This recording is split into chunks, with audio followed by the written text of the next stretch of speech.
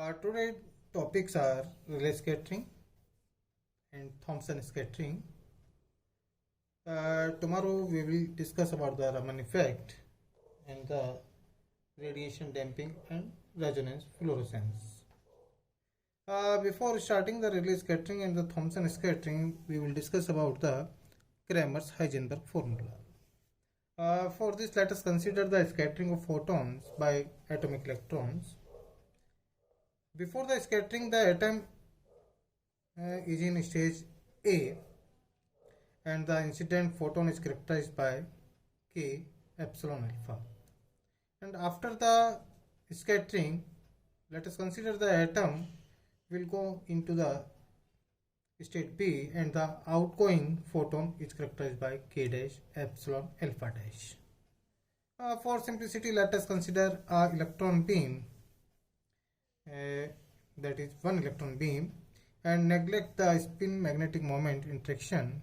Then the interaction Hamiltonian is thus given by H interaction equals to summation over I minus E divided by twice MC and multiplied by Pi dot A plus A dot Pi plus E square divided by twice MC square A dot A. Here the first term makes no contribution in the first order to a scattering process in which there is no net charge change in the number of photons, while the second term A dot A contains A dagger, A dagger A, and A dagger, A dagger. The first two, that is A dagger and A dagger A, give non-vanishing contribution. Hence, we can write P K dash epsilon alpha dash H interaction A K epsilon alpha equals to B K dash epsilon alpha dash E square divided by twice MC square A dot A K epsilon alpha. Or finally we get E square divided by twice MC square H cross C square divided by twice V square root of omega dash twice epsilon alpha dot epsilon alpha dash exponential minus iota omega minus omega dash T B A, where we have replaced exponential iota K dash x and exponential iota kx by 1. For the first order transition amplitude, that is C1 T, we have C1 T equals to 1 over iota h cross E square divided by twice MC square multiplied by h cross C square twice V square root of omega dash twice delta AP epsilon alpha dash integration over 0 to T exponential iota h cross omega dash plus EB minus h cross plus EA Ti upon h cross C square. Although the A dot P term makes no contribution in first order, the A dot P term taken twice is of the same order as the A dot A term. Therefore, we must treat a double A dot P interaction and a single A dot A interaction simultaneously. The A dot P interaction acting at T1 can either annihilate the incident photon or create the outgoing photon. When the A dot P interaction acts again at a time T2, it must necessarily create the outgoing photon. If the outgoing photon has already been created but the incoming photon has not yet been annihilated, the A dot P interaction acting at time T2 must annihilate the incoming photon. Between time interval T1 and T2, the atom is in first state, having two types of intermediate state, such that in first the atom is in first state and no photons are present, and in second the atom is in first state and both the incident and outgoing photons are present. All these things can be represented by the Feynman diagrams. Here you can see in figure A, and in figure P. The emission and absorption of a photon by an atomic electron are equivalent to the interaction of the atomic electron with the time dependent potentials. This rules we can write the second order transition amplitude C2t, that is equals to 1 over iota h cross whole square multiplied by C square h cross divided by V square root of omega omega dash minus E over mc whole square 0 to t dt2 and 0 to t2 dt1 multiplied by summation over I b p dot epsilon alpha dash first state exponential iota eb minus e1 minus h cross omega dash t2 over h cross into first p dot epsilon alpha dash a exponential iota e first minus ea minus h cross omega t1 h cross plus summation over I b p dot epsilon alpha I exponential iota eb minus e first minus h cross omega t2 h cross into first p dot epsilon alpha a exponential iota e first minus ea minus h cross omega dash t1 over h cross. Now combining C1 t and C2t, we have the transition probability omega d omega. This equals to integration over C1 plus C2 magnitude square divided by t rho e d omega d. To obtain the differential cross section, we must divide the transition probability, that is d sigma, by the flux density C over V. Thus we get d sigma over d omega in these terms. Here R0 is the classical radius of the electron, and as you know, the classical radius of the electron is denoted by E square oblique 4 pi mc square, and that is equals to 1 over 137 h cross over mc, and it is around 2.8 into 10 raised to power minus 13 centimeter. This equation is first derived by Kramers and Heisenberg, so it is known as the Kramers-Heisenberg formula. Now we come on Rayleigh scattering. In this scattering, both state of atom, that is initial and final states, are same. That means A state equals to B state, and the n cross omega equals to h cross omega dash. This situation is corresponding to elastic scattering of light. This problem was first treated classically by Rayleigh, so it is called Rayleigh scattering. Now, as you earlier seen the Kramers-Heisenberg formula, the transition probability d sigma over d omega is represented as by this equation.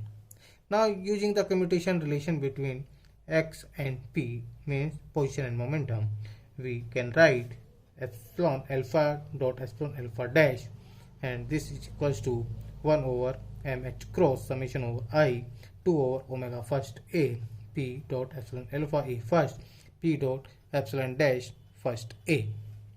Again, delta a epsilon alpha dot epsilon alpha dash minus 1 equals to 1 over mh cross summation over I, and this factor gives this is equals to minus 1 over mh cross summation over I omega p dot epsilon alpha dash a first p dot epsilon alpha first a divided by omega first a minus omega, and then minus omega p dot epsilon alpha a first and p dot epsilon alpha dash first a divided by omega first a plus omega. Now using the expansion, 1 over omega first a plus minus omega is approximately equals to 1 over omega first a, and 1 multiplied by 1 plus minus omega over omega first a, and similarly summation over I 1 over omega square first a p dot epsilon alpha dash p dot epsilon a minus p dot epsilon alpha dash, and this becomes to 0. And now from equation 1, this equation, and using the values of different coefficient from equation 2, 3 and 4, we can write d sigma over d omega equals to r0 over mh cross square omega 4 summation over first p dot epsilon alpha dash a first p dot epsilon alpha first a plus p dot epsilon alpha a first multiplied by p dot epsilon alpha dash first a square, and this equals to r0 m over h cross square omega 4 and magnitude of summation of first omega 1 over omega first a x dot epsilon alpha dash a first x dot epsilon alpha first a plus x dot epsilon alpha a first and x dot epsilon alpha dash first a square. Thus we see that the scattering cross section at long wavelength varies as the inverse fourth power of the wavelength. Omega 4 omega equals 2 pi over lambda, and this is known as the Rayleigh's law. For atoms in ordinary colorless gases, the light wave corresponding to a typical omega first a is in the ultraviolet region. Hence the approximation omega is very less than omega first a is good for omega in the visible optical region. Now the second scattering is the Thomson scattering. In this scattering, the incident photon energy is much larger than the atomic binding energy. So ignoring the second and third term in Kramers-Heisenberg formula, we find the cross section for the scattering of light by a free electron, that is unbound electron, that was first obtained classically by J.J. Thomson, which was d sigma over d omega equals to r0 square multiplied by square magnitude of epsilon alpha dot epsilon alpha dash. And you know this is the scattering cross section is independent to omega. Now to study the polarization dependence of Thomson scattering, we first consider a coordinate system in which epsilon alpha and k are taken along the x-axis and z-axis respectively. The orientation of k dash is characterized by the spherical coordinate angle theta and phi. The final polarization vector epsilon alpha dash may be taken to be normal to the shaded plane of alpha dash equals to 1. Epsilon alpha dash with alpha dash equals to 2 must then lie in the shaded plane. Now the Cartesian component of epsilon alpha dash are given by, for alpha dash equals to 1, that the coordinates are sine phi, second minus cos phi and 0, and for alpha dash equals to 2, the coordinates are cos theta cos phi, cos theta sine phi and minus sine theta. And d sigma over d omega comes for alpha dash equals to 1 is r0 square sine square phi, and for alpha dash equals to 2 it comes r0 square cos square theta cos square phi. Now for initially unpolarized photons, we may integrate equation number 3 over the angle phi and divide it by 2 pi. Thus we get d sigma over d omega unpolarized equals to 1 by 2 d sigma over d omega for phi equals to 0 plus d sigma over d omega at phi equals to 2 pi. If the initial polarization vector is randomly oriented, the final photon emitted with cos theta, that is not equals to plus minus 1, is polarized, since the differential cross section is r0 squared over 2 for epsilon alpha dash normal to the plane determined by k and k dash, and r0 square divided by 2 cos square theta for epsilon alpha dash lying in the plane. If the initial photon is polarized but the final photon polarization is not observed, we must sum over the two possible states of polarization. We have d sigma over d omega for final polarization summed up, that is equals to r0 square sine square phi plus cos square theta cos square phi. If the initial photon is not polarized and the final photon polarization is not measured, we have d sigma over d omega for unpolarized final polarization sum up, that is equals to r0 square divided by 2 1 plus cos square theta.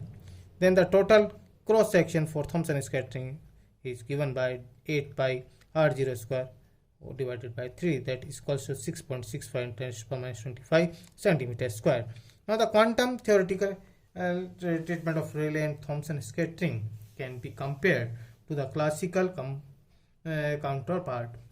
The scattering of an electromagnetic wave can be visualized in classical mechanics by the following two-step process. First is a bound electron oscillate when it is exposed to a time-dependent electric field, and the second one is the oscillating charge in turn radiate an electromagnetic wave. Thanks. Tomorrow we will start the Raman effect. Thank you.